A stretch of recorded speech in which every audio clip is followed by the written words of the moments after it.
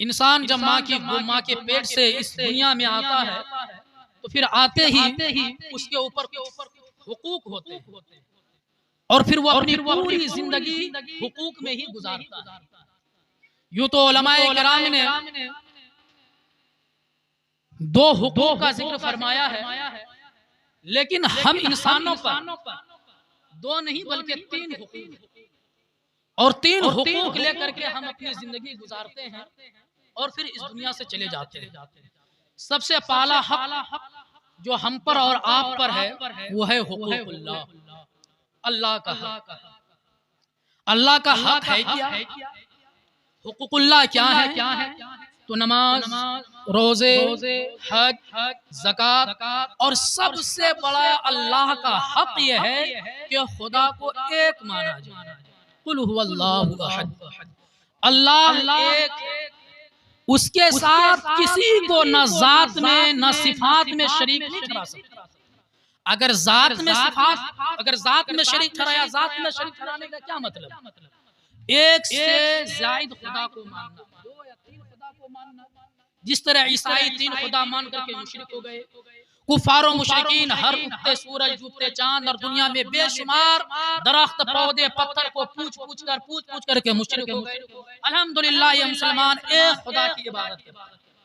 जात में शरीक ठहराने का मतलब यह हुआ कि एक से जायद खुदा को मानना, यह खुदाए रब्बुल अहद और खुदाए रब्बुल इज्जत की जात में शरीक ठहराना। और खुदा के सिफात में शरीक ठहराने का क्या मतलब? खुदा के सिफात में शरीक ठहराने का मतलब, इसको आप एक मिसाल से समझिए। अल्लाह सुनता है कि नहीं सुनता है? जरा बोलिए आप। यकीनन सुनता है। शान क्या है मेरे रब की? कान नहीं है, अल्लाह कान से पाक है, फिर भी सुनता है। अल्लाह देखता है, देखता है, यकीनन देखता है। शान मेरे रब की क्या है? वो आंख से पाक है, फिर भी देखता है। और हम और आप देखते हैं, सुनते हैं कि नहीं? आप सुनते हैं कि नहीं सुनते? आप देखते हैं कि नहीं देखते हैं? खुदा भी देखता है, खुदा भी सुनता है, हम भी देखते हैं, आप भी देखते हैं, आप भी सुनते हैं। फिर फर्क क्या? बंदे के देखने सुनने में और खुदा के देखने सुनने में फर्क क्या हुआ? तो फर्क यह है कि अल्लाह रब्बुल इज्जत जो सुनता है, जो देखता है, वो उसका जाती है, किसी ने अता नहीं किया। अल्लाह अपना जाती है, जाती तौर पर वो सुनता देखता है, किसी को उसने कान और नाक अता नहीं किए। और अल्लाह रब्बुल इज्जत इन अज़ाए बदनिया से पाक है। लेकिन हम और आप जो सुनते हैं, देखते हैं, ये हमारा जाती नहीं बल्कि अल्लाह रब्बुल इज्जत का, अल्लाह रब्बुल इज्जत का दिया हुआ है। इसीलिए हम और आप देखते सुनते हैं। अब जाती और सिफाती में आपको फर्क समझ में आ गया? समझ लिए ना? अब दूसरा हुकूक है हुकूकुन नफ्स। अब जरा सुनिए, मैं सब देख रहा हूँ कि आप इधर उधर अपने ज़हन को भटका रहे हैं। बड़ी कीमती बातें मैं आपको बताने की कोशिश कर रहा हूँ। दूसरा हक है हुकूक नफ्स, यानी अपने जान का हक, अपने नफ्स का हक, अपने जिस्म का हक, अपने हाथ का, अपने पैर का, अपने आंख का, अपने कान का, अपने पूरे वजूद का हक। इसे आप दो हदीस से सुनिए। हजरत उमर इब्न नास फरमाते कि एक मरतबा मेरे आका ने, नबी करीम सल्लल्लाहु अलैहि वसल्लम ने मुझसे पूछा कि मुझे मालूम हुआ है कि तुम रात भर नमाज पढ़ते हो और दिन भर रोजा रखते हो, क्या ये सही है? हजरत उमर बिन आस कहते या रसूल अल्लाह ये बात सच है। मैं रात भर नमाजें पढ़ता हूँ, दिन भर रोजा रखता हूँ। अल्लाह के रसूल सल्लल्लाहु अलैहि वसल्लम ने फरमाया कि तुम ऐसा ना करो, बल्कि रात के कुछ हिस्सा आराम भी करो। अगर तुम रात भर नमाजें पढ़ते रहोगे, दिन भर रोजे रखते रहोगे, तुम्हारी आंखें धस जाएगी, तुम्हारा नफ्स कमजोर हो जाएगा, तुम्हारे आज़ाए जिस्मानी लागर कमजोर हो जाएंगे। तुम पर तुम्हारे रब का भी हक है, तुम पर तुम्हारे माँ बाप का भी हक है, तुम पर तुम्हारे रब का भी हक है, तुम पर तुम्हारे रसूल का भी हक है और तुम पर तुम्हारे नफ्स का भी हक है। इसलिए इबादत भी करो, नमाजें भी पढ़ो और सोया भी करो, रोजे भी रखो और खाया भी करो। ये हुआ नफ्स का। हजरत सलमान फारसी और हजरत अबू दरदा रज़ी अल्लाह ताला अन्हुमा के दरमियान में अल्लाह के रसूल सल्लल्लाहु अलैहि वसल्लम ने रिश्ते मुआखात कायम किया था, यानी दोनों को भाई बनाया, आपस में भाई का रिश्ता था। तो एक मरतबा हजरत सलमान फारसी रज़ी अल्लाह ताला अन्हु हजरत अबू दरदा के घर गए उनसे मिलने के लिए। तो आपने क्या देखा कि हजरत अबू दरदा की जो अहलिया मोहतरमा थी वो गंदी लिबास में ज़ेबतन, लिबास जो जिस्म पर जो लिबास था वो मैला कुचैला था, सिंगार करके वो जिस तरह से औरतें बन सवर करके रहती उस तरह नहीं थी। तो हजरत सलमान फारसी ने पूछा आपसे, आप ऐसे क्यों हैं? आप बन सवर करके क्यों नहीं है? आपके जिस्म पर यह मैला लिबास कैसा? तो हजरत अबू दरदा रज़ियल्लाहु ताला अन्हो की अहलिया मोहतरमा कहती है कि आपके भाई हजरत अबू दरदा को दुनिया से बेरग़बती है, दुनिया से उन्हें रग़बत नहीं है, दुनिया से उन्हें मोहब्बत नहीं है, बल्कि वो दुनिया से बेनियाज हो गए हैं। रात भर नफल पढ़ते हैं, दिन भर रोजा रखते हैं। आप खुद बताइए मैं किसके लिए सबूर, किसके लिए सिंगार करूं? तो हजरत सलमान फारसी रज़ियल्लाहु ताला अन्हु ने हजरत अबू दरदा के लिए दस्तरखान बिछाया, और जब हजरत अबू दरदा दस्तरखान पर आए तो हजरत सलमान फारसी ने कहा कि मैं नफल रोजा रखा हूं, आप खाएं, मैं नहीं खाऊं। हजरत अबू दरदा ने फरमाया कि जब तक आप नहीं खाएंगे मैं भी नहीं खाऊंगा। तो यहाँ तक कि आपने नफल रोजा को तोड़ करके हजरत सलमान फारसी ने खाना खाया। रात हो गई, जब आप सोने के लिए दोनों हजरात बिस्तर पर गए तो रात के पहले ही हिस्से में हजरत अबू दरदा उठे और उठ करके चाह रहे थे कि नफल की नमाज पढ़ूं। हजरत सलमान फारसी ने फिर दूसरे पहर में उठना चाहा, फिर हजरत सलमान फारसी ने सोला कि नहीं आप सोइए। फिर जब रात का तीसरा पहर आया, भोर का वक्त आया, तो हजरत सलमान फारसी खुद बेदार हुए और हजरत अबू दरदा को बेदार किया, और दोनों ने मुसल्ला बिछाया और नफल नमाज पढ़ी, तहज्जुद की नमाज पढ़ी। बाद नमाज फज्र आपने हजरत सलमान फारसी ने हजरत अबू दरदा से फरमाया, क्या मेरे भाई सुन, आप पर आपके रब का भी हक है, आपके रसूल का हक है, आपके बीवी का हक है, आपके भाई का हक है। आप रात में सोया भी करें और नमाज़ें भी पढ़ा करें, दिन में खाना भी खाया करें और फिर रोजा भी रखा करें। फिर ये दोनों जब हुजूर के बारगाह में गए तो हुजूर ने और हुजूर के सामने में जब ये गुफ्तगू की हजरत सलमान फारसी ने, तो हुजूर सल्लल्लाहु अलैहि वसल्लम ने फरमाया, सलमान तुमने सही कहा।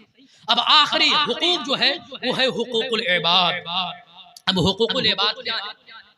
यार देखिए, ये इस्लाम पूरा मजहब हुकूक और फराइज का मुजस्समा है, मजमुआ है। एक इंसान, एक मर्द और औरत इस दुनिया में आते ही हुकूक हो जाते हैं और हुकूक अदा करते करते इस दुनिया से जाता है। हुकूकुल इबाद बंदों का हक, और उनमें सबसे ज्यादा अगर किसी का हक है तो वो उसके माँ और बाप का हक है।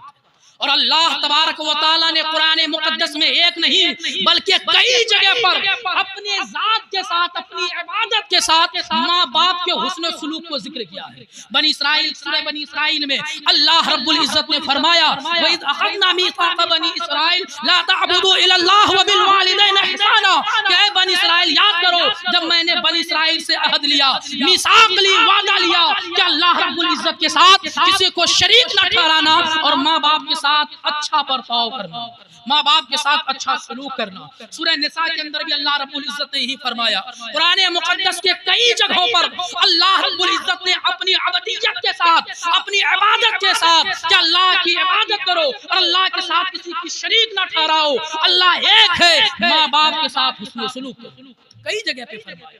और हुकूकुल इबाद में सबसे पहले अगर एक मुसलमान पर किसी का फर्ज है तो उसके नबी का, इनका है, उनके नबी का, कि एक बंदा, एक रसूल का उम्मती, नबी का उम्मती अपने नबी के हक को अदा करे। कैसे नबी के हक को अदा करें? कि अपनी जान से भी ज्यादा, अपने वालिदैन से भी ज्यादा, अपनी औलाद से भी ज्यादा, अपने माल से भी ज्यादा, हत्ता के तमाम चीजों से ज्यादा वो अपने नबी से मोहब्बत करे, अपने नबी की फरमा बरदारी करे, अपने नबी से इश्क करे, अपने नबी से प्यार करे। क्योंकि मेरे नबी ने खुद फरमाया है कि ईमान असल में मोहब्बत रसूल ही का नाम है। आला हजरत तभी तो फरमाते हैं अल्लाह की सरताबा कदम शान है ये, इंसान नहीं इंसान वो इंसान है ये। कुरान तो ईमान बताता है इन्हें, ईमान ये कहती है मेरी जान है। नारे तकबीर, नारे रिसालत, अज़मत वालिदैन कॉन्फ्रेंस, हजरत अल्लामा महमूद रजा साहब की बिला मिसबाही। एक इंसान पर, एक मर्द पर, एक औरत पर अगर सबसे ज्यादा कोई हक है तो वो माँ का, सबसे ज्यादा, उसके बाद बाप का। यानी आप समझ लीजिए कि वालिदैन का हक है, वालिदैन का, और ये माँ है क्या? तो माँ इस सरजमीन पर अल्लाह के रहमत की नुमाइंदगी का नाम, माँ उस जात का नाम है इस रुए जमीन पर, उस साएदार दरख्त का नाम है जो जिंदगी भर धूप में खड़े रह करके अपने बच्चों को साया देती है। माँ इस जमीन पर दुआए मुस्तजाब का नाम है। माँ क्या है? जब मैंने अपने रब को पहचानना चाहा और जब मैंने ये कोशिश करनी चाहिए कि मैं पहचानूं मेरा रब कितना मेहरबान है, मेरा रब कितना करीम है, मेरा रब कितना रहम फरमाने वाला है, तो मैंने अपनी माँ को देखा। एक माँ जो अपनी औलाद पर इस कदर मेहरबान है, इस कदर रहम फरमाने वाली है, इस कदर प्यार करने वाली है, तो वो रब जो माँ को बनाने वाला है, जो माँ से 70 गुना ज्यादा मेहरबान है, वो किस कदर अपने बंदों पर मेहरबान होगा। माँ क्या है? माँ इस सरजमीन पर बेटे के लिए चलती फिरती जन्नत का नाम है। मैं इस सरजमीन पर माँ को चलती फिरती जन्नत क्यों कह रहा हूँ? मेरे नबी ने खुद फरमाया अल जन्नत तहता अक़दामिल उम्महात,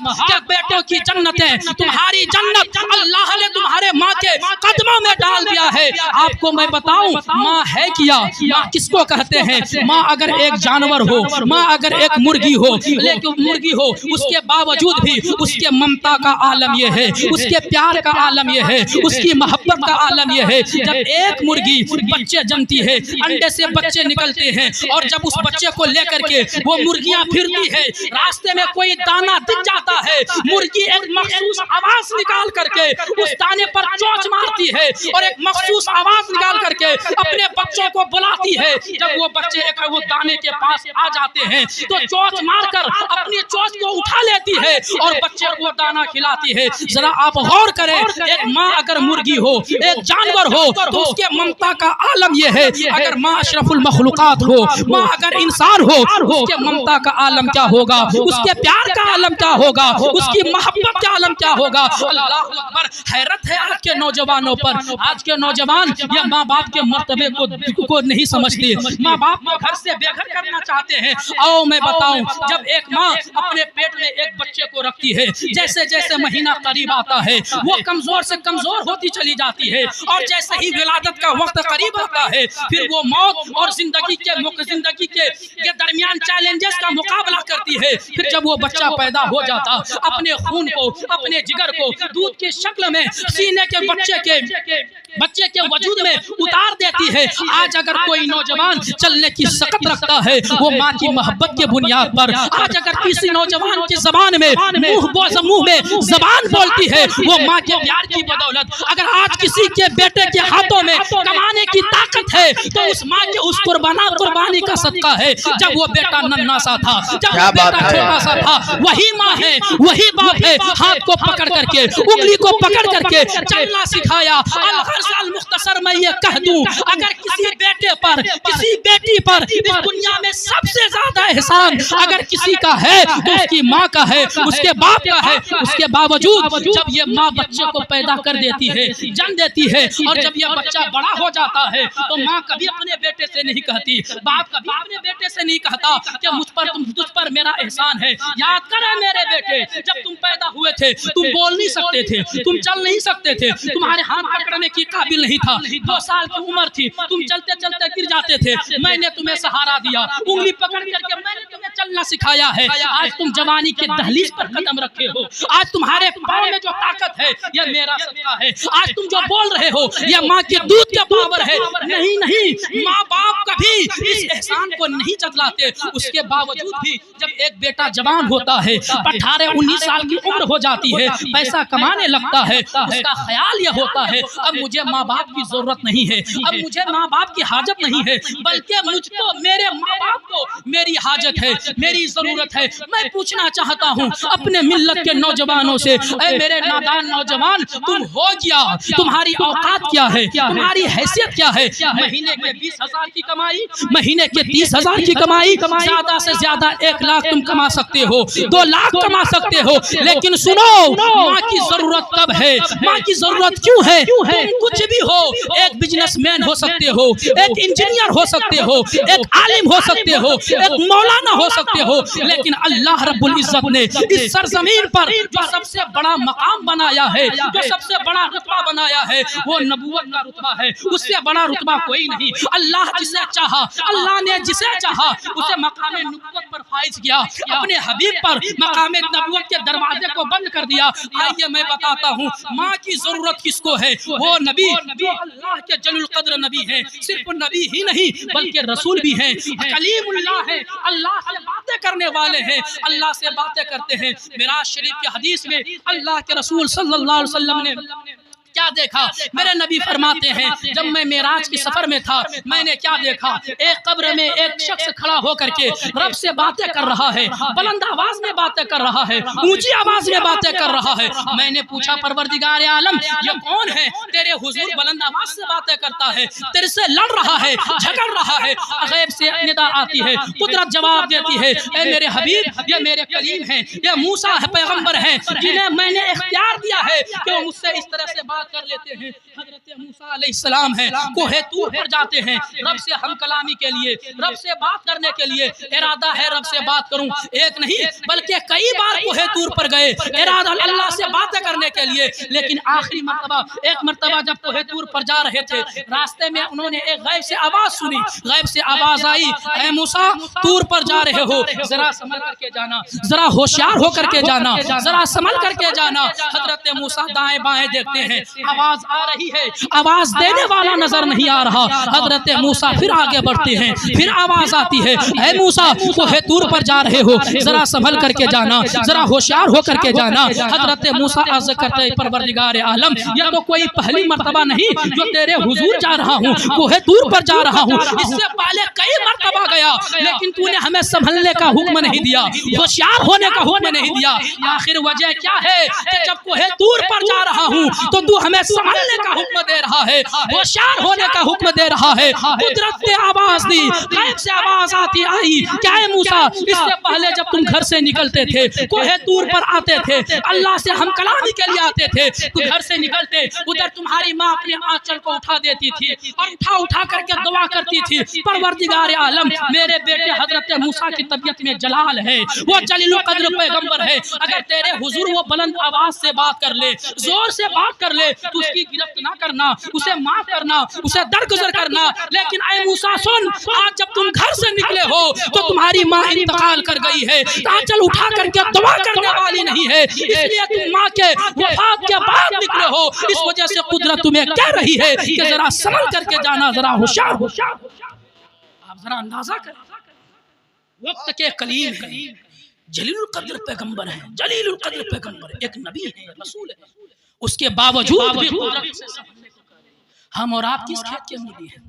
कितनी नमाजें हैं हमारे पास, कितने रोजे हैं हमारे पास, कितनी नेकियां हैं हमारे पास? क्या पूरी जिंदगी में कोई एक ऐसी नेकी भी है जो रब के शान के मुताबिक हो, जो नेकी लेकर के हम चले गए कयामत के मैदान में, हश्र के मैदान में रब से जब हमारा सामना हो, जब रब हमारा इम्तिहान ले, हिसाब ले, तो हम उसके हुजूर पेश कर सके, परवरदिगार ये एक नेकी तेरे सामने है, हमारे पास है।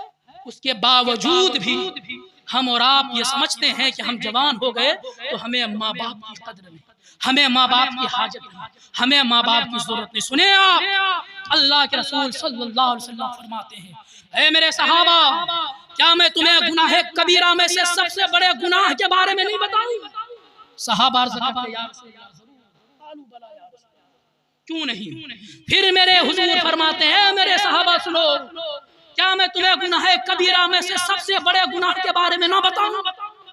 सहाबा अर्ज़ करते, क्यों नहीं? फिर मेरे नबी ने फरमाया, क्यों तीन बार ये बात कहा? क्यों तीन बार कहा?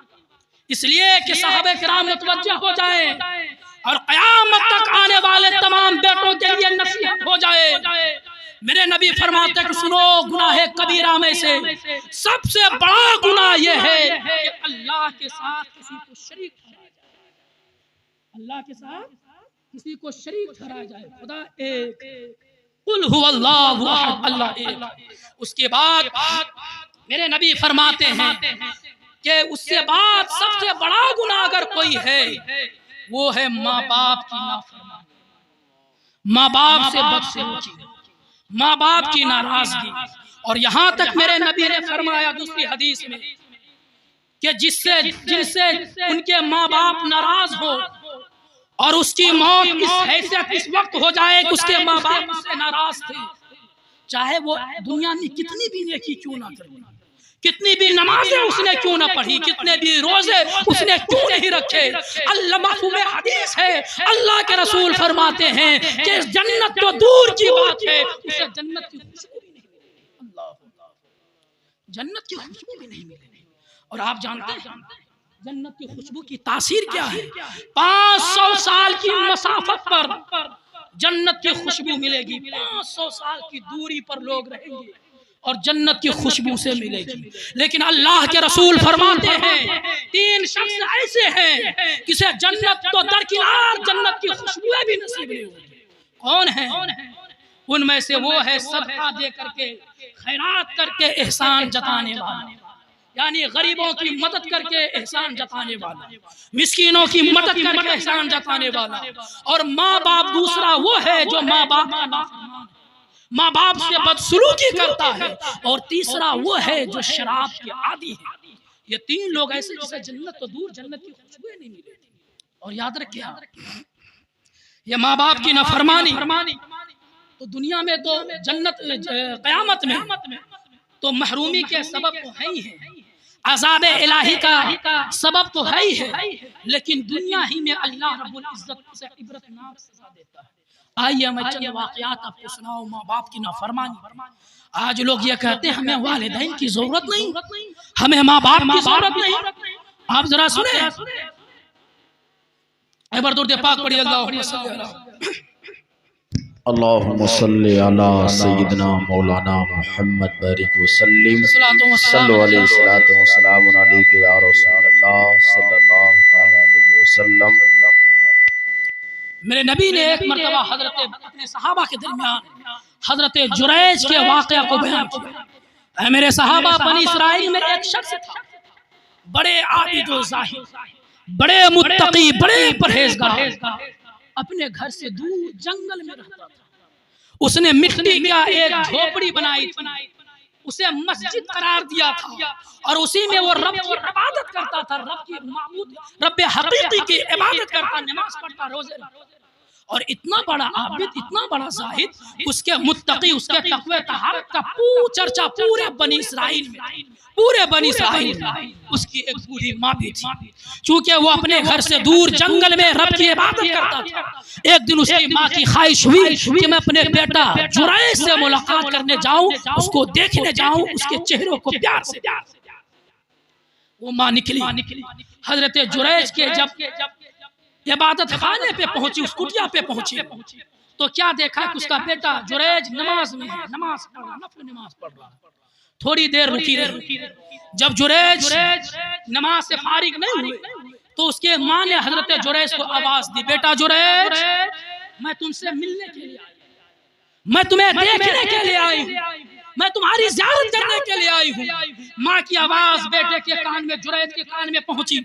दिल में ख्याल है, परवरदिगार, एक तरफ मुसल्ले पे खड़ा हूँ, दूसरे दरवाजे पर माँ आवाज दे रही है, नमाज तोड़ूं या अपने माँ के पास जाऊं। इसी कश्मकश में जुरैज थे कि दिल ने फैसला किया कि नमाज पढ़ी जाए, उसके बाद माँ से मुलाकात की जाए।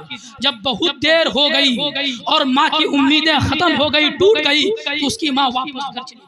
दूसरे दिन फिर आई और फिर आवाज दी, इत्तेफाक से उस वक्त भी जुरैज मुसल्ले पर नमाज पढ़ रहे थे। फिर आवाज दी, फिर हजरत जुरैज ने फैसला किया कि पहले नमाज पढ़ूं, उसके बाद माँ से मिलूं। तीसरे दिन फिर आई, फिर आवाज दी, बेटा जुरैज, मैं तुम्हें देखने के लिए आई, तुमसे मिलने के लिए आई हूँ। हजरत जुरैज मुसल्ला पर थे, नमाज पढ़ रहे थे। दिल ने फैसला किया कि नमाज पढ़ूं, उसके बाद माँ से मिलने जाऊं। जब बहुत ताखीर हो गई और माँ की उम्मीदें टूट गई, तो माँ ने अपने हाथ को बुलंद किया और रब की बारगाह में बद्दुआ कर दी, परवरदिगार, उस वक्त जुरैज को मौत न देना जब तक यह किसी फाहिशा और किसी बदकार औरत का चेहरा न देखे। ये बद्दुआ देकर माँ तो चली गई।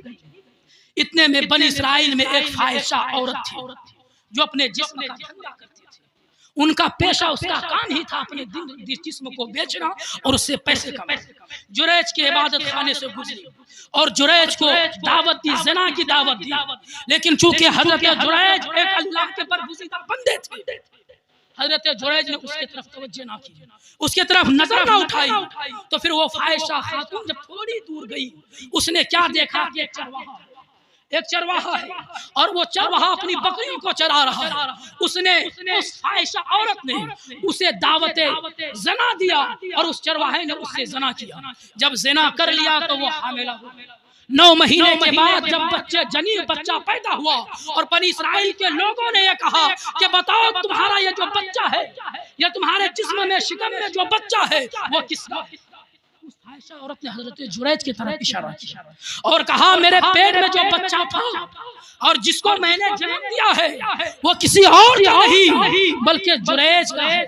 लोगों ने जब हजरत जुरैज के इस बदकारी को सुना, न आओ देखा न ताओ देखा, न कोई तहकीक की, अपने हाथों में तेशे लिए, जो भी जिसको जो मिला वो लिया और जंगल की तरफ बढ़े। और जुरैज इबादत कर रहे थे, उसकी इबादत खाने को आग लगा दी, उसके इबादत खाने को ढा दिया। और लोगों ने जुरैज को बहुत ही बुरे जुमले कहे और कहा जुरैज इतने भी रियाकार ना बनो, अल्लाह से इतने भी रियाकार ना बनो। दिन भर रात भर मुसल्ले पे बैठ करके खड़े होकर के नमाजें पढ़ते हो और इतनी बदकारी हरकत करते हो, ज़ना करते हो। हजरत जुरैज ने कहा मसला क्या है? लोगों ने कहा कि यह औरत दावा कर रही है कि मेरे पेट में जो बच्चा पल रहा था जिसको मैंने जन्म दिया है वो किसी और का नहीं बल्कि जुरैज का। हजरत जुरैज ने फरमाया कि वो बच्चा लाया जाए। उस बच्चे को जुरैज के सामने पेश किया। पेश करने के बाद हजरत जुरैज ने उसके पेशानी पर या उसके शिकम में अपनी उंगली रखा और फरमाया ए नवमौलूद बच्चे बता कि तुम्हारा बाप कौन है, तुम किसके नुतफे से पैदा लिए?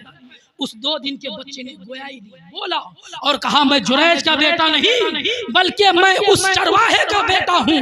उसने इस माँ से, मेरी माँ से ज़ना किया था और उसी के नुतफे से मेरी पैदाइश हुई। जब लोगों ने ये सुना तो बड़े शर्मिंदा हो गए। हजरत जुरैज से माफी मांगी और हजरत जुरैज से कहा कि हमने आपके इबादत खाने को ढा दिया, आग लगा दी। हमारी ख्वाहिश ये है कि हम आपके इबादत खाने को सोना से बना दें, सोने चांदी का इबादत खाना बना दें। हजरत जुरैज ने फरमाया नहीं, हमें सोने चांदी का इबादत खाना नहीं चाहिए बल्कि हमें मिट्टी और फूस की वही झोपड़ी चाहिए जिसमें मैं अपने रब की इबादत करता था। लेकिन ए बनी इस्राइल के लोगों सुनो, ये जो धब्बा मेरे दामन पर लगा है, यह फाहिशा औरत का जो देखना चेहरा जो देखना मुझे नसीब हुआ है, मुझे किसी और बदकारी की वजह से नहीं बल्कि किसी गुनाह की वजह से नहीं बल्कि यह मेरी माँ की बद्दुआ का असर है कि मेरी माँ ने बद्दुआ की थी। आज उसी बद्दुआ का असर है कि मैंने इस फाहिशा औरत और इस बेहया खातून के चेहरे को देखा। जरा आप सोचिए, हजरत जुरैज मुसल्ला पर है, नमाज पढ़ रहे हैं, नफल नमाज है। माँ ने हुक्म दिया था वो नमाज तोड़ कर क्या सकते थे या नमाज को जल्दी पढ़ करके माँ से मिल सकते थे, लेकिन उन्होंने क्या फैसला किया कि नमाज और माँ के दावत पर वो नहीं गए तो माँ ने बद्दुआ की। अल्लाह रब्बुल इज्जत ने उसकी माँ की बद्दुआ को कबूल फरमाया और जुरैज को उस वक्त मौत नहीं आई जब तक इतना बड़ा हादसा उनके साथ नहीं हुआ। आप जरा सोचिए, हम और आप, हमारी और आपकी क्या हैसियत है? हम समझते हैं कि माँ बाप हमें पैदा कर दिए, हम जवान हो गए, माँ बाप बूढ़े हो गए तो अब मुझे माँ बाप की जरूरत नहीं बल्कि माँ बाप को हमारी जरूरत है। याद रखिए, अल्लाह के रसूल सल्लल्लाहु अलैहि वसल्लम ने फरमाया माँ उस जात का नाम है, उस हस्ती का नाम है कि जो बेटा एक बार माँ के चेहरे को मोहब्बत से देख ले, अल्लाह रब्बुल इज्जत उसे एक मकबूल हज का सवाब अता करता है। सोचिए जरा क्या फरमाया मेरे नबी ने फरमाया कि माँ उस जात का नाम है, उस हस्ती का नाम है कि अगर एक बेटा कोई एक बार मोहब्बत के साथ अपने माँ के चेहरे को देख ले, अल्लाह रब्बुल इज्जत उसे हज मकबूल का सवाब अता करता है। सहाबा किराम को बड़ी हैरत हुई, उन्होंने पूछ लिया या रसूल अल्लाह, बेटे तो एक बार अपनी माँ के चेहरे को नहीं देखते, घर में आना जाना होता है, एक बार नहीं कई बार बेटे की नजर माँ के चेहरे पर पड़ती है और एक बार नहीं बल्कि कई बार एक बेटा मोहब्बत के साथ अपने माँ के चेहरे की ज़ियारत करता है। या रसूलल्लाह बताएं जरा, अगर कोई बेटा एक नहीं बल्कि कई बार माँ के चेहरे को मोहब्बत से देख ले तो क्या हर बार अल्लाह रब्बुल इज्जत उसे एक हज मकबूल का सवाब अता फरमाएगा। मेरे नबी फरमाते हैं मेरे सहाबा, जो रब एक बार मोहब्बत से माँ के चेहरा देख लेने पर हज मबरूर का सवाब देने पर कादिर है, वही रब अगर कोई बेटा एक नहीं बल्कि 100 बार अपने माँ के चेहरे को मोहब्बत से देखे, अल्लाह रब्बुल इज्जत 100 बार उसे हज मबरूर का सवाब अता फरमाएगा। जरा सोचिए कौन ऐसा चेहरा है। दुनिया में चेहरे बहुत हैं, वो कौन ऐसा चेहरा है जिसको देखने से अल्लाह रब्बुल इज्जत हज मबरूर का सवाब अता फरमाए, एक मकबूल हज का सवाब अता फरमाए। बेशुमार चेहरे हैं दुनिया में, जिसे आप दोस्त का चेहरा कह सकते हैं, जिसे आप भाई का चेहरा कह सकते हैं, जिसे आप बहन का चेहरा कह सकते हैं, जिसे आप चाचा का चेहरा कह सकते हैं, जिसे आप दादा का चेहरा कह सकते हैं। एक भाई मर जाए दूसरा भाई का चेहरा आपको देखना नसीब हो सकता है, एक बहन इंतकाल कर जाए दूसरे बहन का चेहरा आपको देखना नसीब हो सकता है, एक दोस्त मर जाए दूसरे दोस्त का चेहरा आप देख सकते हैं, लेकिन एक माँ है वो जात माँ की है। एक बार जब माँ मर जाती है इस दुनिया से चली जाती है, आप हजारों लोगों को माँ बाप कह सकते हैं, लेकिन जो सुकून, जो इत्मीनान और जो ममता हकीकी माँ जो चेहरा देखने पर है वो किसी के चेहरा को देखने पर नहीं है, क्योंकि अल्लाह रब्बुल इज्जत ने माँ के सीने में वो दिल अता किया है, वो ममता अता किया है, वो कलेजा रखा है। दुनिया में किसी के सीने में, किसी के अंदर वो ममता, वो कलेजा और वो प्यार, वो इश्क, वो मोहब्बत रखा ही नहीं। अल्लाह। और सुनिए माँ क्या है और बाप की अज़मत क्या है। एक रिवायत आप बाप के हवाले से भी सुन लीजिए। एक सहाबी पहले एक रिवायत माँ के हवाले से नबी की बारगाह में हाजिर होकर के अर्ज करते, या रसूल अल्लाह, मैं कमाता हूँ, मैं पैसे कमाता हूँ और जो कुछ कमाता हूँ सब के सब माँ को ला करके दे देता हूँ। जो कुछ मैं कमाता हूँ वो सब माँ के दामन में ला करके दे देता हूँ, सब माँ को दे देता हूँ। उसके बाद मेरी माँ मुझसे शिकायत करती है, मेरी माँ मुझसे लड़ती है, मेरी माँ मुझको डांटती है, झगड़ती है। मेरे नबी ने जब ये सुना, मेरे नबी फरमाते हैं, मेरे सहाबी बस ऐ नौजवान, बस इसी बात है कि तुम कमाते हो और सारी दौलत माँ के दामन में ला करके रख देते हो, उसके बाद भी माँ तुम्हें डांटती है, माँ तुमसे नाराज रहती है। ऐ सहाबी सुन, ऐ नौजवान सुन ले, अगर तुम्हारी माँ तुम्हारे अपने दांतों से तुम्हारे जिस्म को काट काट करके भी खा जाए, फिर भी तुम्हें हक नहीं है कि तुम माँ को उफ तक कहो और माँ की तुम शिकायत। कितनी बड़ी बात। आज हमारे नौजवानों का हालत क्या है, हमारी और आपकी हालत क्या है। पैसे देने के तो बात बहुत दूर की है, माँ की हालत और माँ बाप को पूछने की बात बहुत दूर की है। जब माँ कुछ दवाई के पैसे मांग लेती है, माँ जब कुछ पूछ लेती है, माँ इंतजार करती, बूढ़ी माँ क्या है। और बूढ़े जो लोग बूढ़े हो जाते हैं, बाप बूढ़े हो जाते हैं, माँ बूढ़ी हो जाती है, तो बूढ़े लोगों को ज्यादा बोलने की आदत होती है, ज्यादा बोलने की आदत होती है। बस औकात वो एक छोटी छोटी बात से ज्यादा बोलते हैं। उसके बावजूद अल्लाह रब्बुल इज्जत ने क्या फरमाया, रब ने फरमाया कि अगर तुम में से, तुम्हारे माँ बाप में से कोई एक बुढ़ापे की हालत में तुम्हें मिल जाए तो तुम अपने माँ बाप को उफ तक ना करो। क्या समझा आपने उफ से? मारना तो दूर की बात है, गाली देना दूर की बात है, झिड़कना दूर की बात है, अपने मुंह से वो बात भी ना निकालना जिससे माँ की जुबान से उफ निकले। ये लफ्ज़ उफ कब निकलता है? पाँव में कांटा चुभ जाए, सर में दर्द होने लग जाए, या कोई तबीयत खराब हो जाए, मुसीबत आ जाए, तो दर्द के मारे हम कहते आह उफ, इस तरह के जुमले निकालते हैं। रब ने फरमाया कि अगर माँ बाप में से कोई एक बुढ़ापे की हालत में तुम्हें मिल जाए तो खबरदार अपने माँ बाप को उफ तक ना कहना, ना ही उन्हें झिड़कना। अल्लाह। एक सहाबी है, बाप के हवाले से एक रवायत सुनिए, अपनी तकरीर को खत्म करूंगा, तबीयत की नासाजगी की वजह से आवाज फंस रही है। एक सहाबी है, हुजूर की बारगाह में आते हैं और शिकायत करते हैं अपने बाप ने, या रसूल अल्लाह, मैं कमाता हूँ, मैं मजदूरी करता हूँ, मैं काम पर जाता हूँ और काम कर से जब आता हूँ तो सारा पैसा मुझसे मेरे वालिद ले लेते हैं, मेरे बाप ले लेते हैं और मैं सारा पैसा दे भी देता हूँ।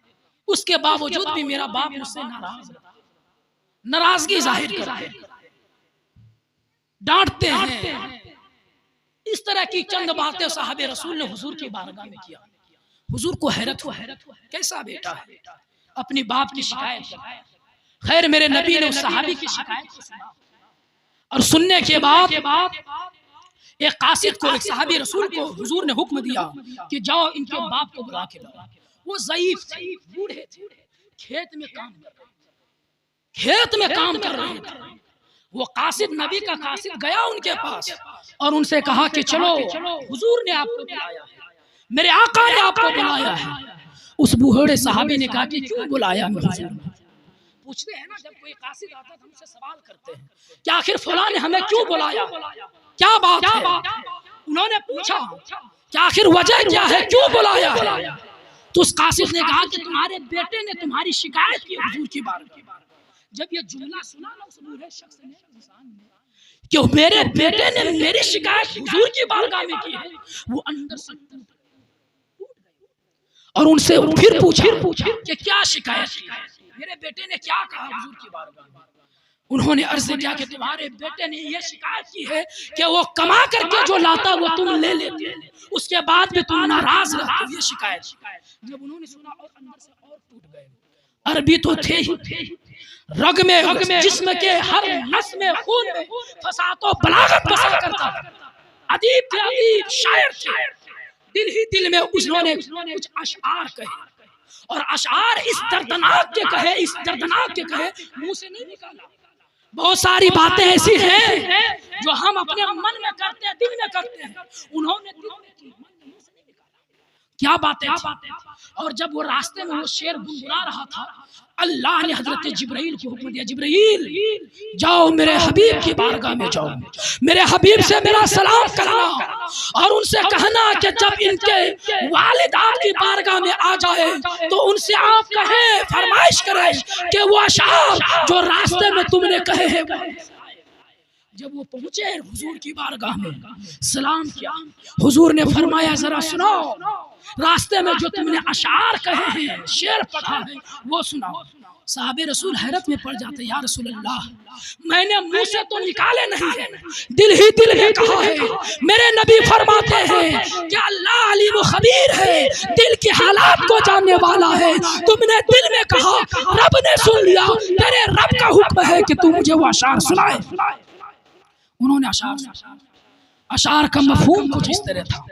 उन्होंने कहा है मेरे बेटे, सख्त धूप में, जब मैं धूप में काम करता था, सख्त रेत पर, सख्त गर्मी में जब मैं धूप में काम करता था तो धूप की गर्मी हमें महसूस नहीं होती थी, लेकिन जब मैं तुम्हें धूप में देखता था तो मेरी बदन की चमड़ी जलती थी। उन्होंने क्या कहा जब मैं धूप में काम करता था, कड़ाके की धूप, सख्त गर्मी, अरब की रेतीली जमीन, उसके बावजूद भी मुझे गर्मी का एहसास नहीं होता था, गर्मी का एहसास नहीं होता। लेकिन है मेरे बेटे, जब मैं तुझे धूप में देखता था मेरी चमड़ी जलती थी, ऐसा महसूस होता था मैं धूप में खड़ा हूं। ऐ मेरे बेटे, सख्त सर्दी में जब मेरे पास कंबल नहीं होते थे, सख्त ठंडी लगती थी, सख्त सर्दी में जब मेरे जिस्म पर कपड़ा नहीं होता तो मुझे सर्दी महसूस नहीं होती थी, लेकिन जब मैं तेरे जिस्म को देखता और तेरे जिस्म पर कपड़े नहीं देखता तो सर्दी से मेरे जिस्म कांपने लग जाते। उसने कहा, ऐ मेरे बेटे, जब मैं रेतीली जमीन पर चलता था और और मेरे पाँव में कांटा चुभ जाता, उसका दर्द मुझे महसूस नहीं होता था, लेकिन जब तुम्हारे पाँव में मैं चप्पल नहीं देखता था तो उसकी चुभन मुझे महसूस होती। इस तरह के दर्दनाक अशार हुजूर की बारगाह में सुनाया। जब अशार सुने हुजूर जार जार होने लगे, आंखों से मूसलाधार मोती की तरह आंसू गिरते, रुखसारे अनवर से मोती की तरह गिर जाते। रो रो करके मेरे नबी ने फरमाया, ए नौजवान सुन, अगर तुम्हारे बाप तुमसे पैसे और दौलत के बजाय तुम्हारे जिस्म के खाल मांग ले तो अभी तुमको हक नहीं पहुंचता है कि तुम अपने बाप की शिकायत। अल्लाह अकबर। ये कहकर के हुजूर ने भेज दिया उस नौजवान। आप जरा देखिए हम और आप किस तरह जिंदगी गुजार रहे हैं। आज नौजवान बेटे को न माँ की कदर, न बाप के इज्जत और एहतराम के कदर। एक ही जुमला आप सुन लीजिए, एक जुमला, 5 वक्त नहीं बल्कि 50 वक्त की नमाजें पढ़ ले आप, दिन भर रोजे रख ले आप, एक नहीं कई बार हज कर ले आप, लेकिन मरने से पहले अगर आपकी माँ आपसे नाराज है, आपके बाप आपसे नाराज हैं, तो कल क़यामत के दिन अल्लाह रब्बुल इज्जत ये नमाज़े, ये रोजे, ये हज व ज़कात तुम्हारे चेहरे पर मार करके फरमाएगा, ऐ फरिश्तों इसे जहन्नम ले जाओ। इसलिए इसने इबादतें तो की है, नमाजें तो पढ़ी है, रोजे तो रखे हैं, हज तो किए हैं, लेकिन मरने से पहले, मरने तक के बाप इससे नाराज थे, इनकी माँ इससे नाराज थी, इनके वालिदैन इससे खुश नहीं थे। जब इनके वालिदैन इससे खुश नहीं है तो इसका रब इससे खुश नहीं। सोचिए इस रिवायत में एक हदीस सुन लीजिए, मेरी तकरीर खत्म। एक रिवायत सुनिए, मेरे सामने मेरे नबी ने क़यामत का एक वाक़या अपने सहाबे के दरमियान पेश किया है। मेरे सहाबा सुनो, कल क़यामत के दिन एक शख्स, जरा सुनिए आप, अपनी तकरीर को जरा सुनिए एक बात, बस जो मैंने अभी बातें कही ना उसकी दलील सुनिए आप, उसकी दलील। क़यामत के दिन एक शख्स पहाड़ों जैसी नेकी लेकर के अल्लाह की बारगाह में जाएगा, पहाड़ों जैसी नेकी लेकर के, और जब फिर उसके नामे अमाल तोले जाएंगे, एक पल्ले पर उसका गुनाह रखा जाएगा, एक पल्ले पर उसकी नेकियां रखी जाएगी, तो नेकी का पल्ला वजन हो जाएगा, भारी हो जाएगा। सुन रहे हैं आप, सुन रहे हैं? तो नेकी का पल्ला भारी हो जाएगा, अल्लाह हुक्म देगा, ए फरिश्तों जन्नत ले जाओ। क्यों? इसलिए नेकी के पल्ला भारी है, फरिश्तों को हुक्म होगा जन्नत ले जाओ। इतने में उसके नामे अमाल के गुनाह वाले पल्ले पर कागज का एक टुकड़ा गिरेगा, एक टुकड़ा, और कागज का वो टुकड़ा उस गुनाह के पल्ले पर गिरते ही गुनाह का पल्ला भारी हो जाएगा और नेकी का पल्ला हल्का हो जाएगा। रब फरमाएगा फरिश्तों को, अब इसके गुनाह के पल्ले भारी हो गए हैं, नेकी वाला पल्ला हल्का हो गया है, इसे जन्नत नहीं बल्कि जहन्नम की तरफ लेकर के जाओ। वो फरिश्ता उसे जहन्नम की तरफ घसीटते हुए लेकर के जाएंगे। वो शख्स कहेगा, परवरदिगार आलम, दुनिया में तेरी नाफरमानी नहीं की, नमाजें पढ़ी, रोजा रखा, हज व ज़कात किए, तेरी फरमा बरदारी की, आज भी तेरी नाफरमानी नहीं करूंगा, तेरी फरमानी पर फरमा बरदारी करूंगा, तेरे फैसले पर राजी रहूंगा, लेकिन मेरे परवरदिगार इतना तो बता दे, आखिर उस कागज के पल्ले टुकड़े में मेरा कौन ऐसा गुनाह था कि गुनाह के पल्ले पर गिरते ही मेरे पहाड़ों जैसी नेकियां अकारत हो गई और गुनाह वाला पल्ला भारी हो गया। रब फरमाएगा, फरिश्ते बताओ जरा उस कागज के टुकड़े में क्या था? फरिश्ते खोल करके कागज के टुकड़े को देख करके फरमाएंगे, ए इंसान सुन, इस कागज के टुकड़े पर कोई गुनाह हुकूकुल्लाह के मुतालिक नहीं है, नमाज छोड़ने के मुतालिक नहीं है, रोजा छोड़ने के मुतालिक नहीं है, ज़कात ना देने के मुतालिक नहीं है, बल्कि इस कागज के टुकड़े पर जो गुनाह है वो हुकूकुल इबाद और तुम्हारे माँ के हक से है। पूरी जिंदगी में तूने एक मर्तबा अपनी माँ से गरज करके बुलंद आवाज से बात की थी, तेरे माँ के दिल पर यह नागवार गुजरा था, वो उसी का गुनाह है कि पल्ले पर गिरते ही गुनाह का पल्ला भारी हो गया और नेकी वाला पल्ला हल्का हो गया। सोचिए जरा कितनी नेकियां हमारे पास। हम समझते हैं कि माँ बाप को नाराज करके मस्जिद मस्जिद फिर करके डगर डगर फिर करके नमाजों की तबलीग को लेकर के हमें जन्नत मिल जाएगी। याद रखो, अगर माँ बाप तुमसे नाराज हैं तो खुदा भी तुमसे नाराज है। इन्हीं चंद बातों पर अपनी गुफ्तगू को खत्म करता हूँ कि मोहम्मद से वफा तूने तो हम तेरे हैं, ये जहाँ चीज है क्या लोहो कलम तेरे हैं, मोहब्बत की मोहब्बत दीन हक की शर्त अव्वल है, इसी में हो अगर खामी तो सब कुछ नामुकम्मल है। दौरान गुफ्तगू कसदन सहवन जिस तरह की गलतियाँ खामियाँ लफ्ज़ें हुई हो, आप तमामी हजरात को गवाह बना करके तौबा करता हूँ।